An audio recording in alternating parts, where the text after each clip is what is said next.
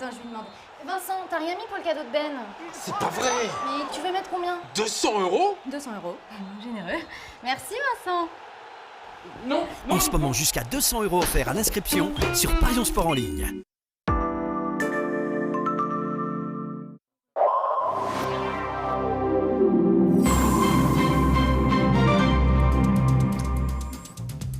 Dans quelques instants, comme toujours, le rendez-vous politique et communication de LCI sur cette actualité très riche et les alliances qui se concrétisent en ce moment même. D'un côté, Benoît Hamon, Yannick Jadot, de l'autre, Emmanuel Macron, François Bayrou.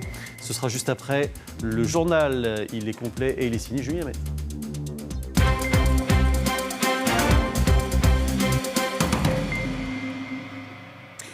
Yannick Jadot a annoncé qu'il retirait sa candidature à la présidentielle au profit de Benoît Hamon. Les deux hommes ont donc trouvé un terrain d'entente après plusieurs semaines de négociations. Écoutez-le, il était invité sur le plateau de France 2. Ma responsabilité, celle que j'ai prise, c'est, comme ça a été dit dans le reportage, de dépasser les égos, de déporter les appareils politiques et de construire la grande aventure de cette élection présidentielle. Alors oui, ce soir, je retire ma candidature. C'est ce sur quoi voteront tous ceux qui ont participé à la primaire écologiste. L'accord que nous avons trouvé, vous savez, il y a un accord qui est écrit, qui est absolument formidable pour l'espérance dont je parle. Pendant ce temps, Benoît Hamon, lui, est en meeting à Arras, dans le Pas-de-Calais. C'est là qu'on retrouve Marie Chantray. Marie, le candidat socialiste a réagi au retrait de la candidature de l'écologiste Yannick Jadot. Oui, tout à fait. Benoît Hamon voulait laisser la primeur de l'annonce à Yannick Jadot, justement, qui, on l'a entendu, était chez nos confrères de France 2. Respect de partenaires, politesse oblige. Et depuis ce meeting ici à Arras, on a même tenté une retransmission en direct de Yannick Jadot, mais problème technique, eh bien, la retransmission n'a pas fonctionné. Mais évidemment, la salle a compris que l'accord a finalement été scellé. Ovation des militants et de toute l'équipe de Benoît Hamon et un candidat socialiste à la tribune qui commence donc son discours par cela. C'est la première fois depuis 1974 qu'un écologiste ne courra pas la course à l'Élysée. Écoutez Benoît Hamon tout à l'heure. Je suis très heureux ce soir du choix qui n'est pas un choix simple, qui est un choix extrêmement important, qui est celui de Yannick Jadot, de proposer aux électeurs écologistes qui lui ont fait confiance, aux électeurs de la primaire qui était la primaire des écologistes, eh bien, de proposer que je devienne le candidat, pas simplement de la belle alliance populaire, mais aussi le candidat de l'écologie politique, pour qu'il n'y ait, pour que nous puissions poser la première pierre d'un rassemblement qui continuera à grandir et à s'amplifier. Voilà, soulagement des militants, ovation, soulagement également du côté de l'équipe du candidat. L'un d'entre eux me le disait tout à l'heure, il fallait que ça se termine et que ça se termine vite après des longues semaines de négociations. Alors c'est un accord évidemment programmatique mais également électoral. Combien de circonscriptions pour les législatives ont-elles été négociées? Là, il y a encore des interrogations sur le sujet. Un accord qui ne doit néanmoins pas faire oublier qu'avec Jean-Luc Mélenchon, le candidat de la France insoumise, eh bien, les négociations sont au point mort et qu'aucun accord vraisemblablement n'aura lieu. Marie Chantray et Margot Bachelier en direct depuis Arras. Et puis un pacte a également été scellé du côté d'Emmanuel Macron et de François Bayrou. Ils se sont rencontrés en fin d'après-midi dans un restaurant juste à côté du Palais de Tokyo à Paris. C'est la première fois qu'on les voyait ensemble depuis l'offre d'alliance proposée par le président du MoDem hier. Que faut-il retenir de cet entretien? On voit ça avec Émile Abex. Un peu plus d'1 heure de discussion et enfin cette poignée de main. Merci à vous. L'alliance est scellée, mais très vite François Bayrou met les choses au clair. Il n'est pas venu négocier un futur poste auprès d'Emmanuel Macron. Je vais tout faire pour aider. On n'a pas parlé d'intérêt, on n'a pas parlé d'intérêt partisan, on n'a pas eu de négociation, on n'a pas passé son temps à échanger, c'est pas j'achète et tu vends, c'est rien de tout ça. Emmanuel Macron a longuement remercié le maire de Pau. Il espère désormais profiter de son expérience. C'est éminemment ce que nous voulions faire dès le début, avec En Marche, un rassemblement progressiste qui dépasse les clivages. Et c'est à cet égard le combat qui est le sien depuis des années, même des décennies, c'est-à-dire cette volonté, en tant que leader du centre et de cette famille politique qui a une histoire, d'avoir su aussi avec courage, aller au-delà, parfois des guerres de chapelle ou des clivages classiques de la vie politique française. Oublier les reproches et les vieilles rancœurs. Même si François Bayrou l'avoue, la discussion a parfois été houleuse. On a peut-être même eu des mots de part et d'autre qui étaient un peu rugby, on va dire ça. Le nouveau tandem assume ses divergences et veut en faire un atout de plus pour rassembler au-delà des partis traditionnels. Alors comment ce rendez-vous a été perçu? Écoutez ce qu'en a pensé Pascal Perrineau, politologue. Il était l'invité d'Yves Calvi tout à l'heure et il parle lui d'amateurisme. Regardez. On a rarement vu, sinon jamais vu, ce type de conférence de presse qui se tient dans un restaurant d'un lieu culturel parisien, dans une atmosphère où en effet on sent très bien que ça n'a été que peu préparé. Oui, il y a de l'amateurisme, mais il faut savoir que c'est comme vis-à-vis du sport, ça. Parfois on préfère en effet les amateurs aux professionnels. Et cette élection devient une élection, et ce n'est pas du tout un jugement de valeur que je porte, mais une élection catégorie amateur. Tous les professionnels ont été à peu près exclus, on le disait tout à l'heure, à gauche, à droite et maintenant au centre. Ils se sont auto-exclus ou ils ont été exclus dans le processus des primaires. Et on a une élection présidentielle, c'est radicalement nouveau sous la Ve République, dans lequel tous les premiers rôles n'existent plus, il n'y a plus que des seconds rôles.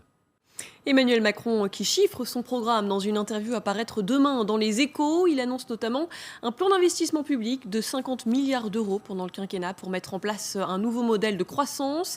Il prévoit aussi une baisse nette de 20 milliards d'euros sur les prélèvements obligatoires et enfin de réduire de 120 000 le nombre de postes de fonctionnaires par le non-renouvellement des départs. Dans le reste de l'actualité, les rassemblements en soutien à Théo et contre les violences policières se poursuivent. Des jeunes ont bloqué l'entrée d'une quinzaine de lycées parisiens aujourd'hui et ils étaient plusieurs centaines à manifester également place de la Nation. 40 personnes au total ont été interpellées. Le récit de Catherine André. Des lycéens mobilisés après un appel à manifester diffusé sur les réseaux sociaux. À Paris ce matin, une quinzaine de lycées étaient entièrement bloqués. L'accès entravé par des amas de poubelles. Une mobilisation en soutien à Théo et pour dénoncer les violences policières. C'est intolérable de faire d'avoir une telle violence sur des jeunes. Ça pourrait être moi à la place de Théo. Donc j'ai peur, je me dis mais c'est quoi ça? La mobilisation a dégénéré aux abords de certains établissements. Dans le 19e arrondissement, des jeunes visages masqués ont incendié des poubelles devant le lycée Bergson. Les pompiers ont dû intervenir, des CRS ont été dépêchés sur place. Des heurts ont aussi éclaté aux abords de la place de la Nation, où près d'1 millier de personnes s'étaient réunies pour participer à un rassemblement non autorisé. Des individus, visages cagoulés, ont tenté de forcer les barrages de police. Les forces de l'ordre ont répliqué par des tirs de gaz lacrymogène. Plusieurs dizaines d'individus ont été interpellés. Un proviseur adjoint a également été blessé. Un mot d'économie à présent, alors qu'un mariage entre Opel et PSA se précise. Le président du directoire de PSA a présenté le futur rapprochement à ses actionnaires. Un rapprochement qui devrait ressembler davantage à une alliance qu'à une fusion avec Opel qui resterait une marque allemande à part entière. Nous pensons que nous avons l'opportunité de créer avec Opel un champion européen. Pourquoi croyons-nous que nous pouvons créer à nouveau de la valeur? C'est très simple. Ce que nous voyons de la situation d'Opel aujourd'hui présente beaucoup de similarités avec ce que nous avons vécu il y a 4 ans. Et si on le regarde du point de vue d'Opel, l'entreprise a besoin d'aide. Et nous l'avons fait. Opel est en déclin depuis 10 ans. Perdre 1 milliard d'euros chaque année ne peut pas durer éternellement. Et puis on termine avec un mot de météo. La vigilance orange pour vent violent a été levée dans le nord de la France. Regardez en revanche ce qui se passe outre-Manche. Une violente tempête a balayé le Royaume-Uni. Une femme de 29 ans est morte dans le centre du pays. De nombreux vols et trains ont été annulés.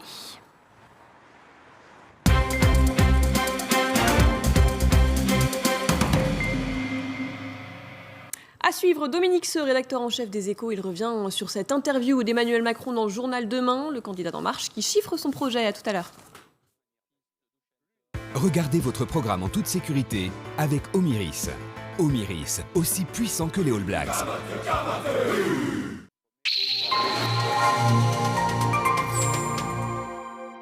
Bonsoir, nous consacrons notre une de demain matin à une interview d'Emmanuel Macron qui présente son programme économique. Et le candidat d'En Marche y évoque les questions fiscales, les économies dans les dépenses publiques et la relance européenne. Alors très concrètement, on retiendra une réforme profonde de l'assurance chômage avec un élargissement du droit à l'indemnisation, mais en même temps, un contrôle renforcé de la recherche d'emploi, une baisse de l'imposition des revenus du capital, sauf pour l'assurance vie, la possibilité de 120 000 suppressions de postes de fonctionnaires. Au total, c'est un projet qu'il présente comme équilibré, qu'Emmanuel Macron défend.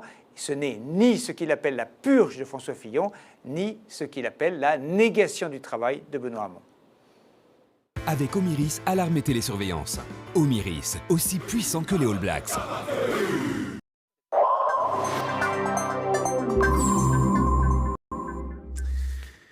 Le grand soir politique, seconde partie avec, comme toujours, toute l'actu politique revue au travers du prisme de la com, avec Anne-Claire Ruel qui est professeure en com politique. Bonsoir. Bonsoir. Nicolas Boudot est resté avec nous du cabinet Tilder et puis Bruno Jambard, directeur général adjoint de l'Institut de sondage Opinionway. Bonsoir Bruno. Évidemment, l'image du jour et l'image de la semaine d'ailleurs, c'est l'union Macron-Bayrou.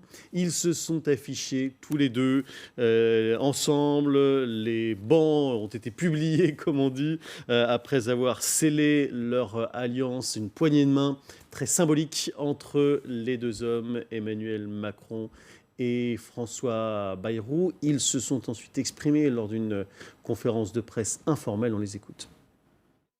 Je pense que cette alliance, c'est aussi la condition d'un rassemblement plus large que nous portons, qui est à la fois un renouvellement de la vie politique, et j'insiste sur ce point parce qu'En Marche porte cela, parce qu'il y a aujourd'hui près de 200 000 militants qui, sur le terrain, portent ce renouvellement, mais qui est aussi le mariage avec des familles politiques qui ont leur histoire, qui partagent ces valeurs et avec lesquelles je veux que nous construisions dans ce que nous avons de commun et dans la singularité de chacune de ces familles politiques. On n'a pas parlé d'intérêt, on n'a pas parlé d'intérêt partisan, on n'a pas eu de négociation, on n'a pas passé son temps à échanger, c'est pas j'achète et tu vends, c'est rien de tout ça. Nous avons simplement eu le sentiment qu'on ne pouvait pas continuer comme avant. Mon rôle est très simple, je vais tout faire pour aider. Qu'avez-vous pensé, Anne-Claire Ruel, de cette étrange mise en scène ? Alors oui, c'est pour le moins un peu étrange. Ce qui est intéressant, c'est de voir toute la séquence, c'est-à-dire d'annoncer que c'est un tournant. Donc tout le monde revient sur l'idée du tournant médiatique. Ouais. Les médias s'en emparent, les journaux font des titres sur le sujet. Et ils ont tout intérêt à montrer que c'est un tournant, effectivement, pour eux. Nicolas l'a très bien montré. Finalement, ça ne fait pas bouger d'un iota les intentions de vote. Mais, c'est ce qu'on a vu dans le sondage Opinionway que nous avons révélé tout à l'heure. Exactement, mais il faut montrer que c'est un tournant. Et puis après, cette mise en scène, c'est surtout pour jouer la carte de la moralité en politique, contre, on le sait bien, François Fillon. Et puis sur le barrage un peu anti-FN. C'est ce que vous voyez dans cette image, vous ? Pas forcément dans cette image-là, mais c'est l'alliance qui veut dire ça, quoi. Est-ce qu'on ne voit pas aussi, Nicolas Boudot, dans cette image, un côté un peu père-fils, transmission générationnelle ? Oui, pour essayer de dire quelque chose, parce que fondamentalement, je pense que c'est plutôt un non-événement politique, le ralliement de quelqu'un qui n'avait plus aucun espace politique, qui avait trahi tout le monde les uns après les autres, et qui, voyant que l'espace qu'il voulait occuper, parce qu'il se disait appelé par la fonction suprême à la tête de l'État par Emmanuel Macron, il s'est dit « je vais me rallier à lui », mais c'est un tout petit ralliement. Alors, la capacité de François Bayrou à occuper la scène médiatique depuis 48 heures, alors qu'il était crédité de quelques pourcents, d'avoir hyper bien réussi sa communication politique, sa conférence de presse hier avec une surprise, c'est-à-dire le secret a été gardé, puis aller faire le 20h chez vos confrères de France 2, puis ce matin RTL, c'est un plan de communication qui est parfait, qui lui permet d'occuper le centre de la vie médiatique et donc politique en ce moment sur rien. Et là, on voit qu'il n'y a pas grand-chose. Il y a peut-être une transmission, mais on sent qu'elle est forcée. Père-fils, peut-être, mais c'est plutôt, moi, je le vois comme un non-événement. Et la fin d'un non-événement. Père-fils spirituel, évidemment, Bruno Jambard. Quelle est l'implication, la résonance sur le plan de l'opinion ? Est-ce qu'on peut le mesurer d'ores et déjà ? Non, c'est un peu tôt et c'est très ambigu probablement. C'est un pari Alors, je dirais, pour Emmanuel Macron, c'est une bonne nouvelle. De toute façon, il vaut mieux ne pas avoir quelqu'un d'autre sur son créneau et être tout seul qu'avoir un concurrent. C'est forcément une bonne nouvelle parce que Emmanuel Macron, il nous vend un peu le nouveau monde contre l'ancien. Et là, cette image, on le voit arrimer à une partie de l'ancien monde quand même. Mais c'est là où il y a effectivement une limite. Il valait mieux ne pas avoir cet adversaire. Et en même temps, François Bayrou, c'est pas uniquement un personnage consensuel. C'est un personnage qui clive énormément. Si on se souvient de la primaire de 2011 chez les socialistes, c'était l'affrontement, est-ce qu'on doit ou pas s'allier avec le MoDem ? Les socialistes divisaient là-dessus. À droite, en 2016, on n'a parlé que de François Bayrou pendant la primaire de droite. C'est le centriste qui clive, c'est absolument vrai. Donc, du coup, est-ce que ça va apporter réellement des bénéfices ? Est-ce que, par exemple, ça ne va pas couper d'une partie de sa gauche Emmanuel Macron qui assis pour l'instant, je dirais, ses intentions de vote là-dessus ? On le verra. Donc c'est très, très tôt et ça va beaucoup dépendre aussi de la suite de la campagne et maintenant de la capacité d'Emmanuel Macron à embrayer aussi sur le fond. Je reviens à cette image, Anne-Claire Ruel. Est-ce que ça vieillit Emmanuel Macron ou est-ce que ça le crédibilise ? Je pense que ça le crédibilise. François Hollande disait, il y a quelque temps déjà, parce que c'est un fin analyste de la situation politique, que finalement, les Français élisent des personnalités qui sont connues d'une certaine façon. Donc ça discréditerait évidemment Emmanuel Macron. Mais si ça s'inscrit justement avec une forme de parrain médiatique, comme peut l'être François Bayrou, ça peut effectivement porter un peu sa candidature. À ceci près que je pense que ça joue plus sur l'idée du fond, parce que l'absence de négociation, comment dire, on a du mal à y croire, en tout cas dans un second temps, elles vont arriver. Voilà, donc on sent que quand même tout ceci est un peu préparé, donc attendons. Est-ce que, Bruno Jambard, autre question sur le plan de l'opinion, on sait qu'il y a une grosse volatilité dans l'électorat d'Emmanuel Macron. Est-ce que cet apport ne peut pas aider à solidifier cette volatilité ? A priori non, parce qu'il s'allie avec celui qui est le plus volatile à part lui. Ah oui parce que historiquement, en fait, quand on regarde la volatilité d'Emmanuel Macron aujourd'hui, c'est exactement celle qu'avait François Bayrou en 2007. C'est en fait une marque des candidats centristes, parce que par définition, ils sont consensuels, ils ont à la fois des électeurs qui viennent d'un bord et de l'autre, et donc ils ont des électeurs plus fragiles. Donc je ne crois pas que ça se solidifie. Et puis, il faut faire attention, il a intérêt à ce que François Bayrou disparaisse quand même assez vite, parce que si s'installe l'idée du ticket, c'est une idée catastrophique. On sait qu'elle ne marche pas du tout dans la vie politique française. D'ailleurs, François Bayrou il l'a dit lui-même. Dominé, mais il y a le risque d'avoir un peu ce père toujours à ses côtés et qui donne un peu le sentiment que visiblement le fils il a besoin d'être accompagné pour aller sur cette route. Alors c'est vrai que cette annonce hier, elle a surpris tout le monde, secret bien gardé. Alors on a tout entendu depuis, on a entendu que personne n'était au courant, que François Bayrou lui-même n'avait pas pris sa décision pratiquement avant d'arriver devant les caméras. En fait pas du tout.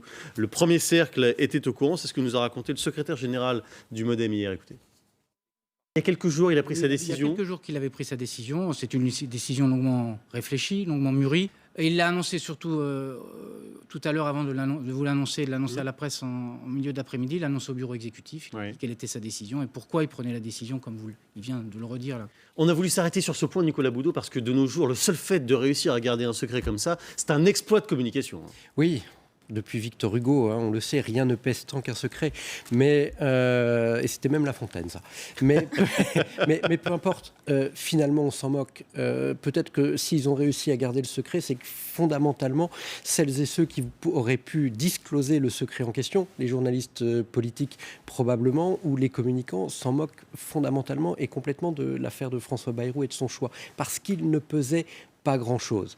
Il n'en demeure pas moins que, en termes de communication politique, je me répète, c'est une vraie réussite. Mais bien sûr. L'action de François Bayrou, c'est une vraie réussite. Le fait d'avoir tenu le secret, de l'avoir gardé, qu'il n'y ait aucune fuite sur les réseaux sociaux, mieux que ça, il y a eu une panne quelques minutes avant qu'il ne s'exprime hier après-midi du site internet du MoDem qui basculait sur ce qui ressemblait de près ou de loin à un site de campagne. On va la voir justement, cette image, absolument. Génial. Ils sont allés jusque là. Oui, on va la voir, cette image. On voit cette photo de François Bayrou ici qui dit « Les Français sont mûrs pour des temps nouveaux, telle est ma conviction ». Et à ce moment-là, tout le monde l'a interprété comme une espèce de bug du côté de François Bayrou. Comme s'il révélait un petit peu quelques minutes plus tôt le fait qu'il y allait.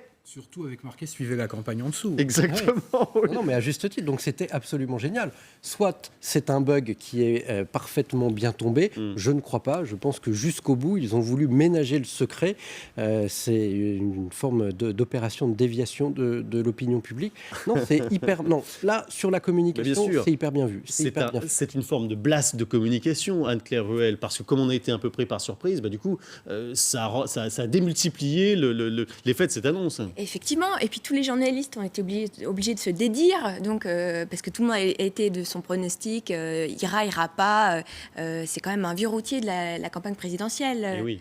Donc c'est vrai que ça crée un espèce d'effet de suspense qui a été dévoilé, et puis un coup de soufflet après directement.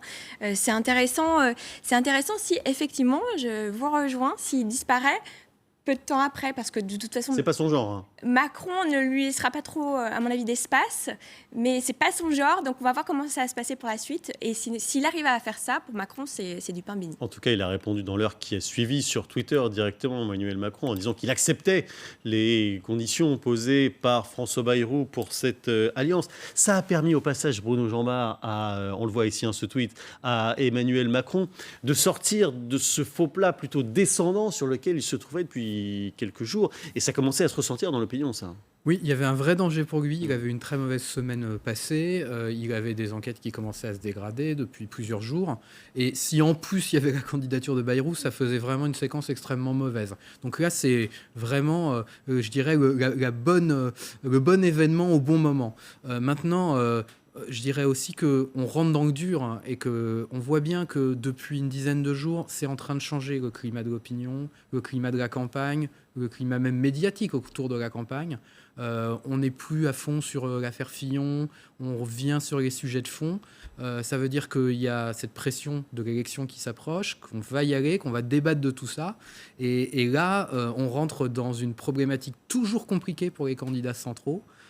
Qui ont beaucoup plus à perdre que les autres parce qu'ils doivent ménager deux ailes qui peuvent avoir des envies et des projections sur leurs candidats assez radicalement opposées. Il tente de reprendre la main sur le fond, Emmanuel Macron. On vient de le voir, Nicolas Boudot, Dominique Seux nous l'a dit en expliquant le menu du journal Les Échos demain. Longue interview économique. Lui aussi, il veut aller enfin sur le fond et arrêter de prêter le flanc à cette critique qu'on fait toujours, qui est de dire, ok, il est haut, mais on ne sait pas ce qu'il veut faire de la France.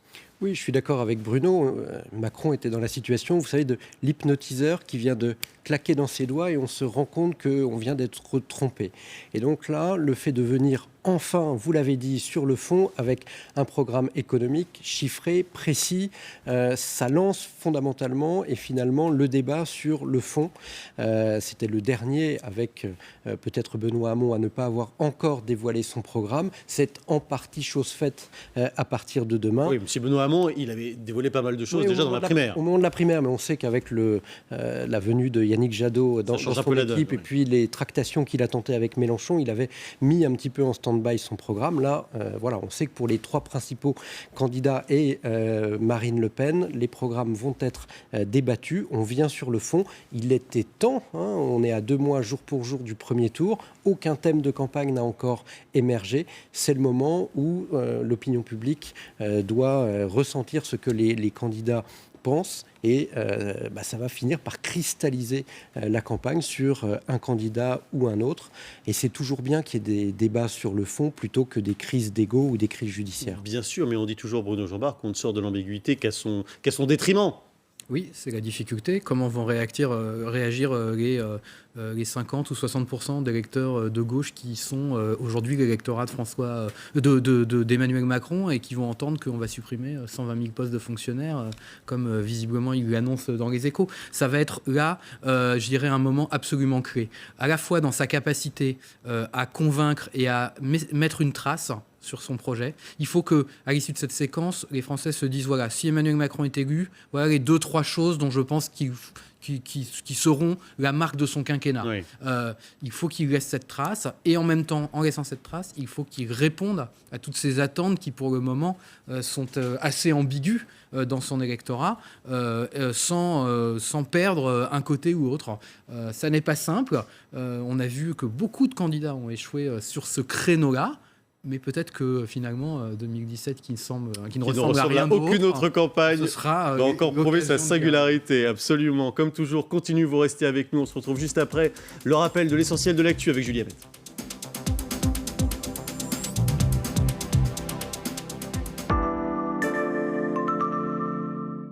Si vous cassez, alors réparez. Si vous... Oups! Alors réparez. Si vous cognez, si vous lâchez, alors réparez. Propre, précis, facile à doser, élu produit de l'année, Super Glue 3 Perfect Pen de Loctite. Bah justement, je suis chez lui. Attends, je lui demande. Vincent, t'as rien mis pour le cadeau de Ben? C'est pas vrai! Mais tu veux mettre combien? 200 €? 200 €. Généreux. Merci Vincent. Non, En ce moment, jusqu'à 200 € offerts à l'inscription sur Parions Sport en ligne. Di che cosa sono orgogliosi gli italiani? Allora ascolta.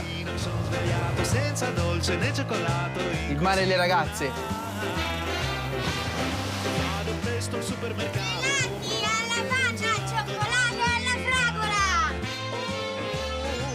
Tutto ciò che mamma fa per me. Retrouvez toutes les saveurs de l'Italie avec le mascarpone, 87 centimes les 250 grammes. Dès mercredi, en exclusivité chez Lidl.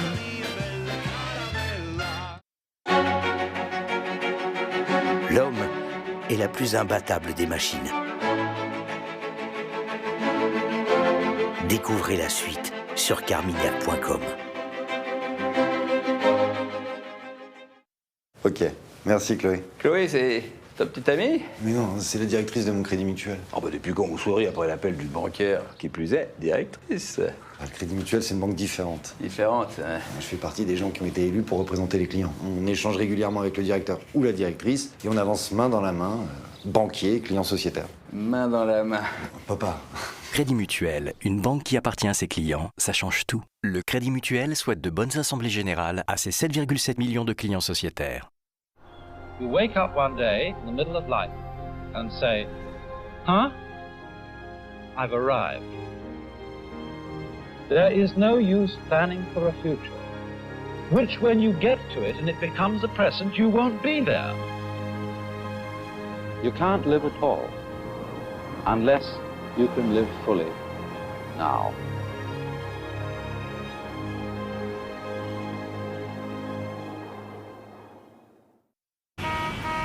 Hey, votre copine c'est Miss Brown? Ouais, la responsable en chef du chocolat, on sait. J'adore son chocolat. Bon, bah moi j'ai rendez-vous chez le coiffeur. Chez le coiffeur. Mais on n'a pas de monnaie pour le taxi. C'est pas grave, on va trouver un arrangement. Oh oh. Et maintenant, découvrez les nouvelles box M&M's, Peanut et Choco. Hé Rouge, tu crois qu'il va nous trouver? Chut.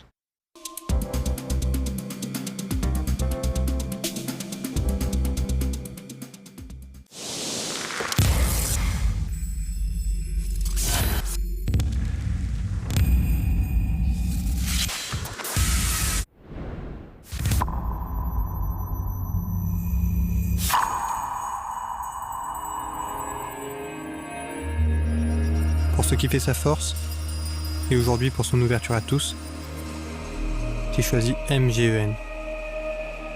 Ma mutuelle. MGEN. Il était une fois une maman qui essayait la 308 en suivant l'oiseau magique. Le vendeur charmant lui dit alors « Ce serait plus simple avec le toit panoramique, non ?» Elle « Ah bon, elle l'a ?» Mais l'histoire, mais pour l'entretien, la garantie et l'assistance, on fait comment? Elle a tout et offert pendant 3 ans. La 308 allure est à partir de 229 € par mois avec 3 ans d'entretien offert. Ils ont pris des objets de valeur? Oui. Mes lunettes. Ça va aller, monsieur. Chez Général d'Optique, fini les lunettes qui valent une fortune. Pour 1 € de plus, une deuxième paire dans tout le magasin et jusqu'à 200 € de chèque cadeau pour qui vous voulez. Général d'Optique, la fin des lunettes chères. Lunettes correctrices, dispositif médical. Bah justement, je suis chez lui. Attends, je lui demande. Vincent, t'as rien mis pour le cadeau de Ben? C'est pas vrai! Mais tu veux mettre combien? 200 €? 200 €. Généreux. Merci Vincent. Non, En ce moment, jusqu'à 200 € offerts à l'inscription sur Parions Sport en ligne. Chez Samsung, la sécurité a toujours été notre priorité. Depuis le rappel de notre Galaxy Note 7, nous avons repensé la procédure de fabrication de nos smartphones et développé le contrôle sécurité batterie en 8 points. Nous avons soumis les batteries à des tests de résistance à grande échelle et testé nos produits dans les conditions les plus extrêmes. Une preuve de notre engagement à les rendre toujours plus sûrs. Nous ne cesserons jamais d'innover, parce que l'innovation est notre culture et la qualité, notre priorité. Quoi de neuf, le bœuf?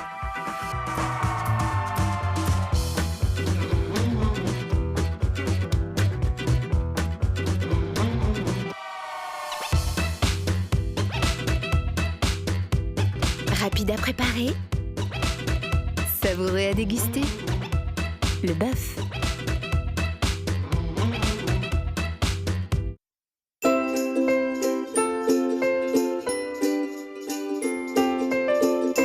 Air Hotel Camping, la marque de référence des campings en France.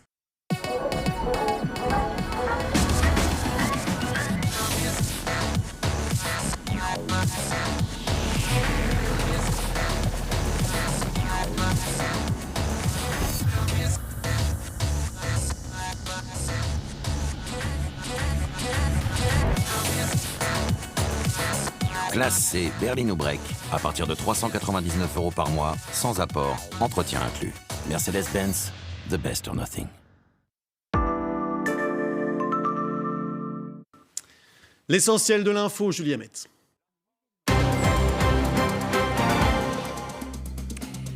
Yannick Jadot a annoncé qu'il retirait sa candidature à la présidentielle au profit de Benoît Hamon. Il a également demandé à Jean-Luc Mélenchon de rejoindre cet accord. En tout cas, ce pacte entre Yannick Jadot et Benoît Hamon sera soumis d'ici dimanche à l'approbation des militants écologistes. Je suis très heureux ce soir du choix qui n'est pas un choix simple, qui est un choix extrêmement important, qui est celui de Yannick Jadot, de proposer que je devienne le candidat, pas simplement de la belle alliance populaire, mais aussi le candidat de l'écologie politique. Et puis un accord a également été scellé du côté d'Emmanuel Macron et de François Bayrou. Ils se sont rencontrés en fin d'après-midi dans un restaurant juste à côté du Palais de Tokyo à Paris. Le président du MoDem a déclaré qu'il allait tout faire pour aider le candidat d'En Marche. On n'a pas eu de négociation. On n'a pas passé son temps à échanger, c'est pas j'achète et tu vends, c'est rien de tout ça. Nous avons simplement eu le sentiment qu'on ne pouvait pas continuer comme avant. Et Emmanuel Macron chiffre son programme dans une interview à paraître demain dans Les Échos. Il annonce notamment un plan d'investissement public de 50 milliards d'euros pour mettre en place un nouveau modèle de croissance. Il prévoit aussi une baisse nette de 20 milliards d'euros sur les prélèvements obligatoires et enfin de réduire de 120 000 le nombre de postes de fonctionnaires par le non-renouvellement des départs. Les rassemblements en soutien à Théo et contre les violences policières se poursuivent. Des jeunes ont bloqué l'entrée d'une quinzaine de lycées parisiens aujourd'hui et ils étaient plusieurs centaines à manifester également place de la Nation. Des heurts ont éclaté entre certains jeunes et les forces de l'ordre. 40 personnes au total ont été interpellées.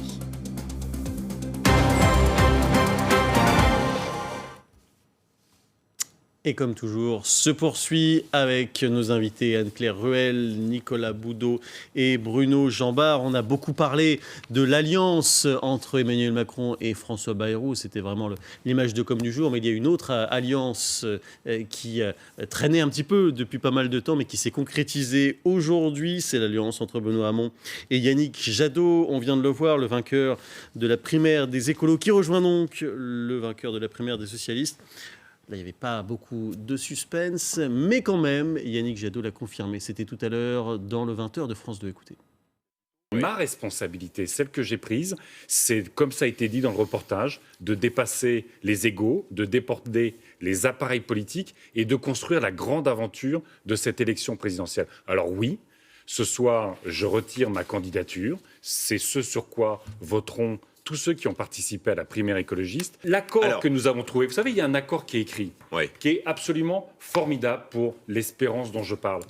Alors, on parlait, Anne-Claire Ruel, d'effet de surprise tout à l'heure pour la première alliance. Ici, évidemment, on en est loin.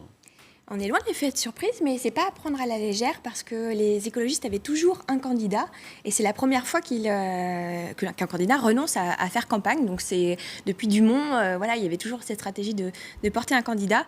Ça a traîné en longueur en termes de communication. C'était long cette histoire d'accord parce que on avait vu aussi Le Foll qui a commencé à siffler la fin de la récréation en disant bon, c'est bien, ce serait bien qu'on concrétise un petit peu tout ça.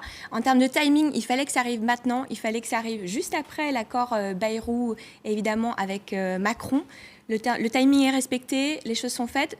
Je pense qu'il s'est dit beaucoup de choses sur le fond parce que les écologistes ne voulaient pas, évidemment, que se reproduise le phénomène François Hollande et donc Fessenheim, on sait que c'est toujours pas fermé, etc. Et surtout, pendant que ces négociations traînent, on ne parle pas d'autre chose, quoi. Et puis voilà, pendant que les négociations traînent, on ne parle pas d'autre chose et il fallait aussi concrétiser le fond. On l'a dit tout à l'heure, Benoît Hamon a besoin de concrétiser son programme, que tout ça inclut les propositions des écologistes, en vue notamment, comme Macron, en vue notamment du débat où ils seront tous réunis pour présenter leur programme qui est vraiment le temps fort un peu politique qui va s'annoncer par la suite. Quelle incidence sur les intentions de vote, Bruno Jambard? Évidemment, ça a été confirmé il y a quelques minutes, donc c'est difficile de le voir déjà, mais on peut penser que ça va renforcer la candidature de Benoît Hamon ou bien vraiment ça ne joue qu'à la marge? On part pour Yannick Jadot d'un score qui était quand même très faible, oui, entre 1 et 2%. Oui, c'est ça. Selon les enquêtes. C'est plus une question d'image qu'autre chose. Donc c'était faible. Ça venait à un moment aussi où Benoît Hamon dévisse beaucoup. Nous, depuis, il a perdu 3 points là, ces derniers jours. Il est en perte très forte. Il n'était plus qu'à 13% d'intention de vote. Donc il avait absolument besoin de relancer sa campagne. À cause de quoi? Les causes ont été identifiées pour ce dévissage? Je dirais que probablement parce qu'il ne faisait pas campagne et qu'il s'occupait d'un accord avec Yannick Jadot. C'est un peu le problème. C'est-à-dire qu'on ne l'a pas vu, Benoît Hamon, depuis qu'il a été désigné quasiment. Donc ça, c'est une difficulté. Donc il avait besoin de cette dynamique pour essayer de relancer les choses. Effectivement, je pense que ça vient derrière l'accord Bayrou-Macron, donc c'était important aussi. Reste maintenant pour Benoît Hamon à aller un peu au charbon et rechercher les électeurs socialistes qui sont partis chez Emmanuel Macron. Parce qu'il ne faut pas se tromper, les réserves de voix de Benoît Hamon, elles ne sont pas chez Jean-Luc Mélenchon. L'électorat de Mélenchon, c'est l'électorat de la gauche radicale. Il existe depuis toujours en France. Il fait entre 10 et 15% selon les élections. Voilà. En revanche, il y a à peu près un électeur sur 2 de François Hollande en 2012 qui aujourd'hui vote pour Emmanuel Macron. Ils ne votent pas pour Benoît Hamon. Donc ils sont là, les électeurs. Donc il va falloir aller les convaincre, les chercher. Et peut-être que effectivement l'apport des écologistes, ça peut être un moyen, parce que ça donne de la modernité, ça donne aussi, en plus de thématiques comme le revenu universel, ça donne des choses qui sont peut-être des arguments pour Benoît Hamon dans cette campagne. Est-ce que vous n'êtes pas surpris, Nicolas Boudot, par la mise en scène de la concrétisation de cette alliance? Si on compare encore une fois avec la mise en scène Emmanuel Macron, François Bayrou, ici, c'est chacun de son côté. Benoît Hamon était en meeting ce soir à Arras. Il aurait pu faire venir un invité spécial pour exprimer son bonheur. Tiens, on va l'entendre d'ailleurs, Benoît Hamon. Je suis très heureux ce soir du choix qui n'est pas un choix simple, qui est un choix extrêmement important, qui est celui de Yannick Jadot, de proposer aux électeurs écologistes qui lui ont fait confiance, aux électeurs de la primaire, qui était la primaire des écologistes, de proposer que je devienne le candidat, pas simplement de la belle alliance populaire, mais aussi le candidat de l'écologie politique, pour qu'il n'y ait... pour que nous puissions poser la première pierre d'un rassemblement qui continuera à grandir et à s'amplifier. Voilà, tout passe un peu comme si c'était une formalité, alors que c'est évidemment un événement normalement important de la campagne. Oui, mais pour Benoît Hamon, c'est une formalité, puisque ça fait 15 jours ou 3 semaines qu'ils étaient en tractation. C'était finalement un secret de polichinelle, le fait qu'ils trouvent un accord et que celui-ci s'exprime. Donc franchement, comme il n'y a pas d'effet de surprise, contrairement à François Bayrou tout à l'heure, là, ce n'est qu'une annonce qui est une nouvelle péripétie de campagne. C'est fondamentalement pour Benoît Hamon la reconstitution de la gauche plurielle qui avait fait le succès de Lionel Jospin il y a 20 ans maintenant. Il en a besoin, Benoît Hamon, d'avoir une gauche totale, globale derrière lui. Il manque encore les communistes. Il manque encore les communistes. Ce sera plus dur parce que, comme le disait Bruno à juste titre, les 10, 12, 15% que revendique Jean-Luc Mélenchon, le chiffre qu'il a dans les sondages en ce moment, c'est une gauche qui est extrêmement particulière, qui peut vous permettre de bien vous situer pour un premier tour d'élection présidentielle, mais qui vous permet, à mon avis, pas de faire 50,01 au deuxième tour de l'élection, parce que là, c'est un repoussoir.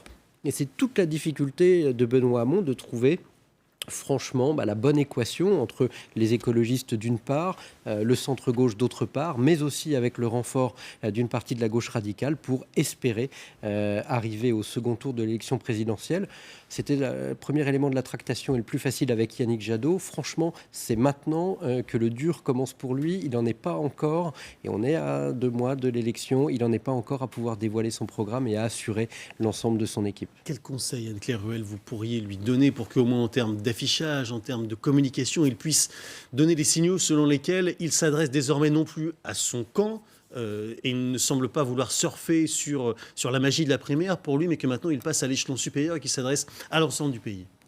À l'ensemble du pays, à mon avis, pour l'instant, ça va se jouer aux alentours du débat, pour l'ensemble du pays.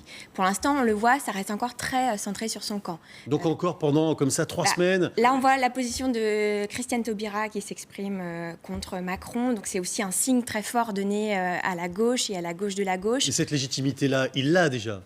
Il l'a, et en même temps, c'est très important d'avoir, pour la gauche de la gauche, Christiane Taubira, elle est une icône quand même pour ça. Pour essayer de siphonner Jean-Luc Mélenchon? Pour essayer de siphonner un petit peu les voix de Jean-Luc Mélenchon. Mais encore une fois, c'est pas la bonne stratégie, puisque son réservoir de voix, il est côté Macron. Et d'ailleurs, justement, l'alliance avec Jadot permet une chose aussi, ça permet d'occulter le ralliement de Rugy à Macron. Alors certes, c'est un épiphénomène, mais tout de même, ça pouvait aussi faire du mal, parce que les écologistes sont devenus un petit peu des confettis, ils ont explosé complètement, et c'était important d'avoir cette alliance-là sur la gauche. Donc, je dirais d'élargir son programme, c'est complètement difficile de faire ça, mais de faire des déplacements thématiques, de jouer la carte économique. Au-delà du revenu universel, il faut qu'il arrive à prendre la main sur un autre sujet et à l'imposer sur la table. On l'a dit tout à l'heure, celui qui va gagner, c'est celui qui va repartir avec 2 ou 3 sujets, pas plus, quoi. Je dirais même 2 sujets, même pas 3, qui va réussir à imposer et qui va faire en sorte que les autres candidats puissent se positionner par rapport à ça. C'est ça qui va faire la différence. Ça veut dire, Bruno Jobard, que Emmanuel Macron finalement a raison de dire « moi je vais me limiter à quelques grands axes de campagne et ne pas faire un programme catalogue dont on est un peu esclave après pendant 5 ans ». Oui, il a raison, mais à condition d'être capable d'imprimer le sens de sa candidature. Et pour l'instant, il n'a pas réussi à le faire. C'est-à-dire que c'est là la limite un peu de son propos. C'est que je ne crois pas effectivement au programme type les 110 propositions ou les 1000 pages de Bruno Le Maire. On a vu ce que ça donnait. Mais en revanche, il faut retenir 1 ou 2 axes essentiels d'un candidat. Et Macron n'a pas encore donné ça. Alors, il reste 2 mois. On verra s'il y parvient. Mais pour Benoît Hamon, c'est vrai que la situation, elle est extrêmement compliquée parce que il est pris en étau.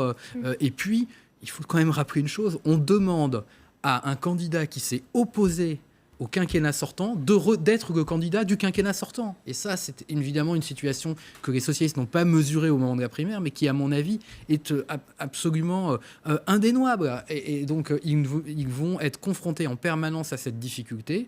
On va voir comment il réussit à essayer de s'en sortir avec ses contraintes. Alors, il y en a un autre qui aurait bien besoin de ralliement aussi en ce moment pour redonner un peu de souffle à sa campagne. C'est évidemment François Fillon. Il y avait une réunion politique ce matin à son QG de campagne pour donner une image d'unité. Tout le monde ou presque était présent. Même Nadine Morano, figurez-vous, est venue alors qu'elle avait eu des mots très durs pour François Fillon. On sait que ces deux-là ne s'entendent pas vraiment, mais bon, il faut donner des signaux de rassemblement partout où c'est possible. Les projecteurs qui sont un peu éloignés, évidemment, depuis 2 jours de François Fillon, ça lui permet de souffler, mais du coup, c'est peut-être un petit peu plus dur pour lui d'exister. On en est où, Bruno Jambard, dans les sondages pour François Fillon? Est-ce qu'on est dans la reprise ou bien est-ce que la glissade se poursuit? On est vraiment à un moment un peu charnière. Non, on est plutôt dans la reprise, en fait, depuis une semaine. C'est-à-dire qu'il a d'abord beaucoup chuté et s'est stabilisé autour de 20%. Et là, il remonte tout doucement. Alors qu'il venait de quel... Il était, avant tous ces événements, autour de 24-25%. Donc, il était solidement installé comme le 2e homme dans cette campagne. Il remonte légèrement. Alors, avec une situation beaucoup plus complexe, il a un adversaire, un concurrent très important qui est Emmanuel Macron, qui le devance d'ailleurs légèrement dans notre dernière enquête, avec 20 22% lui. Mais finalement, la surprise, c'est que le noyau dur de l'électorat Fillon, il a tenu dans cette tempête. Et donc, toute l'interrogation qu'on a maintenant, c'est est-ce que ce noyau dur ayant tenu, il y a capacité ou pas pour François Fillon de reconquérir une partie de l'électorat perdu. Il y a notamment aujourd'hui 15% des électeurs de Sarkozy en 2012 qui votent pour Macron. S'il est capable de diviser ce chiffre par 2, il repasse mécaniquement devant Emmanuel Macron. Est-ce qu'il en est capable ou est-ce que les dégâts seront irrémédiables ? Je crois qu'on est encore très loin de l'arrivée dans cette campagne. Elle nous a réservé déjà beaucoup de surprises et le fait qu'on n'ait pas encore beaucoup abordé le fond doit inciter à la prudence sur l'impossibilité qu'il y aurait pour Fillon de rebondir dans Nicolas Boudot, les grands candidats sont exprimés aujourd'hui devant les professionnels du BTP et on a vu la plupart des candidats venir, serrer la main, s'attarder un petit peu. François Fillon, lui, en revanche, il est arrivé, il n'a parlé à personne. C'est sa nouvelle stratégie pour éviter les bruits de casserole, pour éviter d'être pris à partie sur les affaires. Est-ce que ça peut durer comme ça pendant 2 mois ? Ce sera difficile de faire campagne sans aller au contact des Français, parce que d'abord c'est très français et que l'opinion publique aime que l'on se rapproche d'elle et puis qu'on aille. On la voit ici, cette image de son arrivée. Oui, et lui, désormais, il est obligé de la jouer un peu fond de cours, un peu discret. Exactement. Alors c'est un peu sa nature aussi, hein. Vous savez, son sport préféré, c'est le sport automobile où on est seul à 250 km/h sur un circuit en essayant d'éviter mais parfois, il est sorti de sortir de la piste. Ouais. C'est ça, voilà. Et donc. Voilà, c'est aussi peut-être un peu sa nature que d'être solitaire et d'avancer tranquillement et lentement sans être exubérant comme d'autres candidats. Les 2 précédents présidents de la République de droite, qui étaient Chirac et Sarkozy, étaient, pour le coup, beaucoup plus tactiles que lui.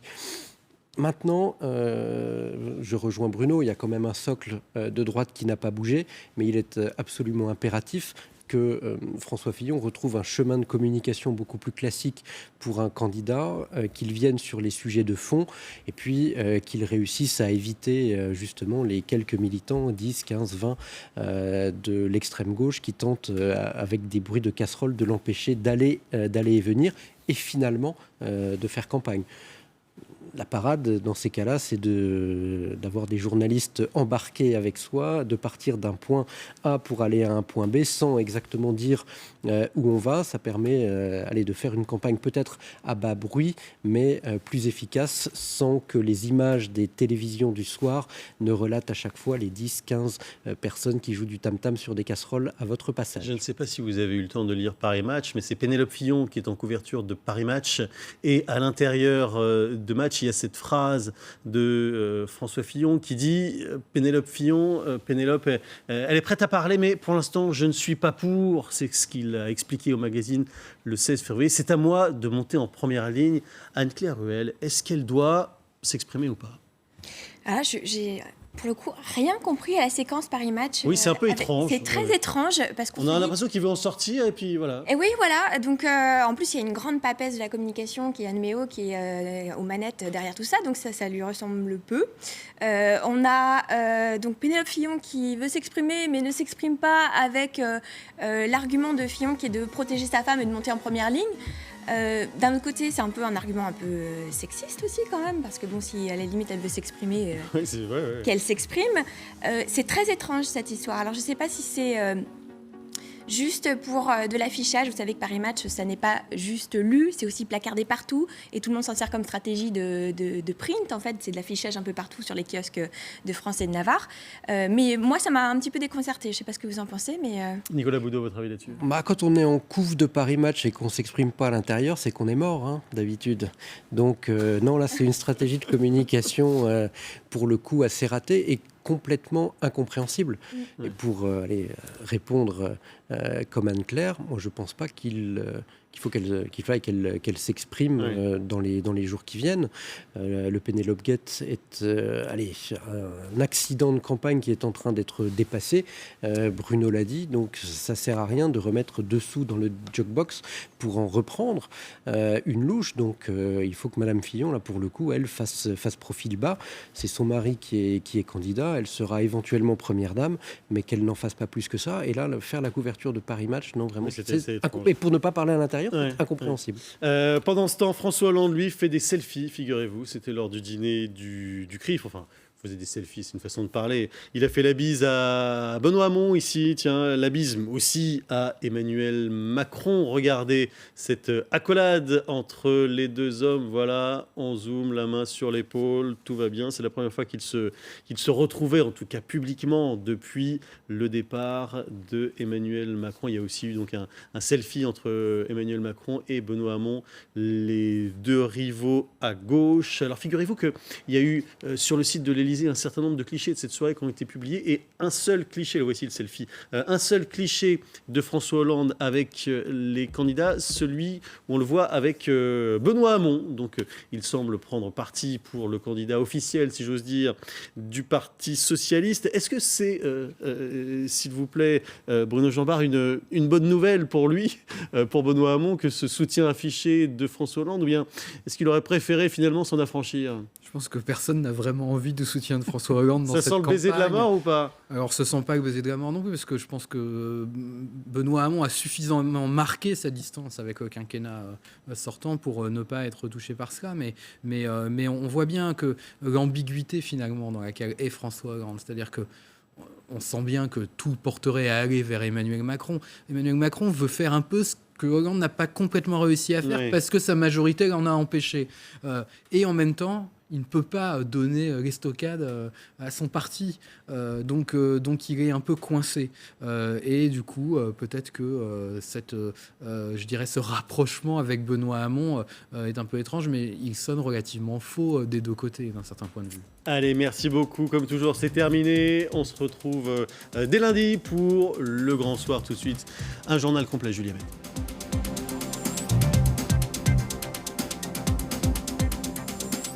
Regardez votre programme en toute sécurité avec Omiris. Omiris, aussi puissant que les All Blacks.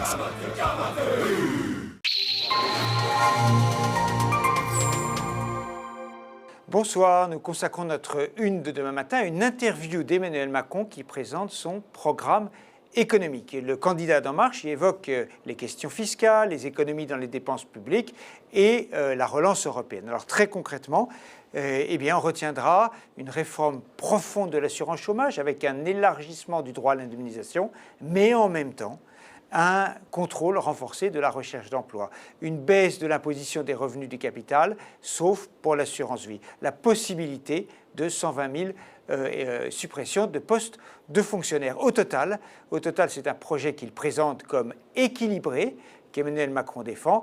Ce n'est ni ce qu'il appelle la purge de François Fillon, ni ce qu'il appelle la négation du travail de Benoît Hamon. Avec Omiris, alarme et télésurveillance. Omiris, aussi puissant que les All Blacks. Bah justement, je suis chez lui. Attends, je lui demande. Vincent, t'as rien mis pour le cadeau de Ben ? C'est pas vrai ! Mais tu veux mettre combien ? 200 €? 200 €. Généreux. Merci Vincent. Non. En ce moment, jusqu'à 200 € offerts à l'inscription sur Parions Sport en ligne. Voyage privé. Économisez jusqu'à 70% sur une sélection impitoyable d'hôtels 4 et 5 étoiles. Connectez-vous vite sur voyageprivé.com. Et si vous passiez à la banque en ligne qui vous simplifie vraiment la vie ? Vous choisissez Before Bank, c'est simple. On s'occupe de tout, gratuitement. Et en plus, le compte bancaire est sans frais. Before Bank, mon banquier, c'est moi. Et 130 € offerts pour une première ouverture d'un compte bancaire et d'un livret. Explorez de nouveaux horizons. Voyagez en terre inconnue. Sortez des sentiers battus. Avec le nouveau Suzuki S-Cross. Jusqu'où iriez-vous ? Envie d'une glace ? Nouveau Suzuki S-Cross. Annoncez la destination. Freebox Révolution avec TV by Canal Panorama. De nouvelles chaînes incluses sur votre télé et sur vos autres écrans avec MyCanal. Le plus grand nombre de chaînes en haute définition et en replay pour ne plus rien manquer. Freebox Révolution avec TV by Canal Panorama. Inscription sur free.fr.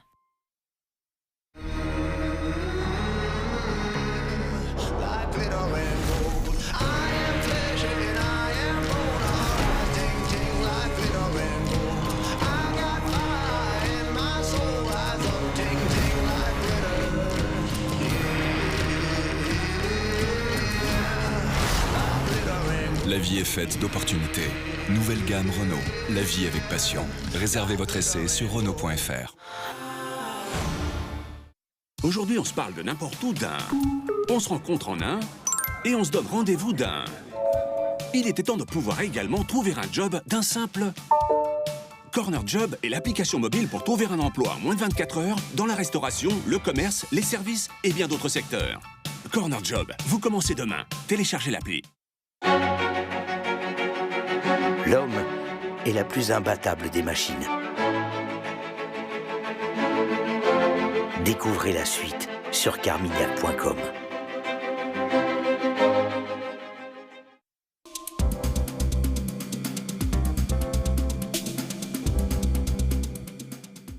Di che cosa sono orgogliosi gli italiani? Allora ascolta. Senza dolce né cioccolato. Il mare e le ragazze. Vado presto al supermercato. Alla faccia, al cioccolato e alla fragola. Tutto ciò che mamma fa per me. Retrouvez toutes les saveurs de l'Italie avec le mascarpone, 87 centimes les 250 grammes. Dès mercredi, en exclusivité chez Lidl.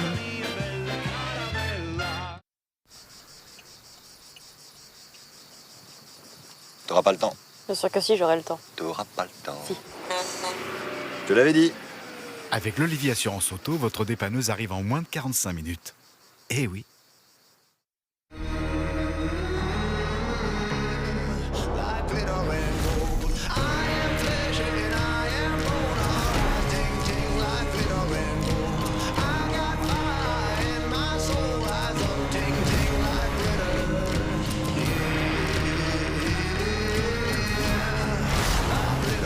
La vie est faite d'opportunités. Nouvelle gamme Renault. La vie avec passion. Réservez votre essai sur Renault.fr. Bah justement, je suis chez lui. Attends, je lui demande. Vincent, t'as rien mis pour le cadeau de Ben? C'est pas vrai. Mais tu veux mettre combien? 200 €? 200 €. Généreux. Merci Vincent. Non. En ce moment, jusqu'à 200 € offerts à l'inscription sur Parions Sport en ligne.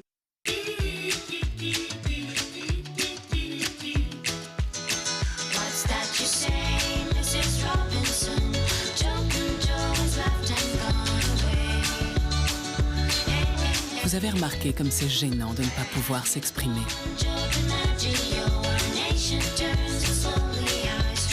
Au Crédit Agricole, ça ne se passe pas comme ça. Chaque voix compte. Devenez sociétaire. Crédit Agricole, toute une banque pour vous.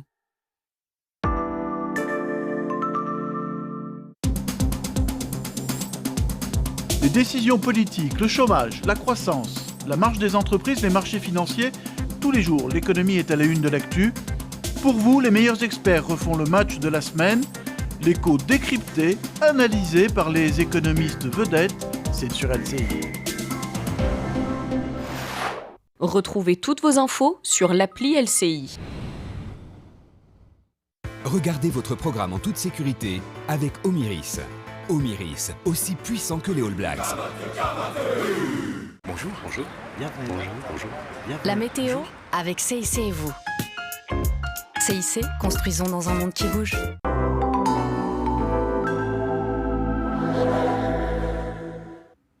Une tempête a balayé le nord de la France au cours de ces dernières heures avec des rafales qui ont pu quand même atteindre les 130 km/h sur le Nord-Pas-de-Calais. Là voilà, cette tempête qui a balayé également une grande partie de l'Europe du Nord avec des vents jusqu'à 150 km/h du côté du Pays de Galles par exemple. Alors après son passage quand même, les conditions vont s'améliorer, notamment ici dans les régions de l'Ouest où dès le matin on retrouvera un temps sec avec quelques éclaircies. Nous aurons encore les effets de la perturbation près des frontières de l'Est ou encore à proximité des Pyrénées avec des nuages et des averses. Vous voyez, sous forme de pluie ou de neige à basse altitude que l'on retrouvera encore en cours d'après-midi entre l'Alsace et les Alpes, des 500 mètres sur les Vosges. Vous le voyez, 1000 mètres du côté des Pyrénées. Dans les autres régions, temps un peu plus sec avec des passages nuageux, des éclaircies et du vent autour du golfe du Lion puisque Mistral et Tramontane atteindront les 90 km/h. Côté température, ça sera en baisse au lever du jour, mais a priori pas de gelée en plaine. Et en cours d'après-midi, des températures qui baisseront là aussi. Elles resteront tout de même largement de saison, 9 degrés à Strasbourg, 10 à Paris,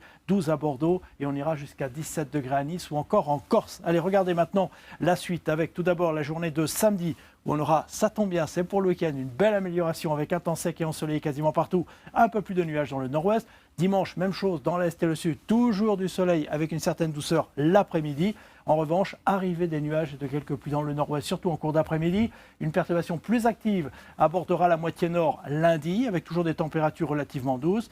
Pour la journée de mardi, eh bien là, régime d'averse sur toutes les régions, avec, vous voyez, de la neige en montagne, du vent fort dans la moitié nord, des températures qui baisseront un peu. Et puis ce régime d'averse, on va le retrouver entre mercredi et jeudi dans la plupart des régions, sauf tout près de la Méditerranée où avec l'aide du vent, on aura un ciel un peu plus dégagé. Puis regardez comme les températures seront toujours largement de saison. Allez, on n'en est pas là pour l'instant. L'info continue sur LCI. Avec CIC et vous. CIC, construisons dans un monde qui bouge. Vivez toutes les émotions de saga hippique avec Hippigo. Hippigo, initiation au pari. Précédemment, dans Saga Hippique, le Grand Prix de France a clos le championnat Epic Series au trot. Le cheval star, Bold Eagle et son entourage en sortent grands vainqueurs.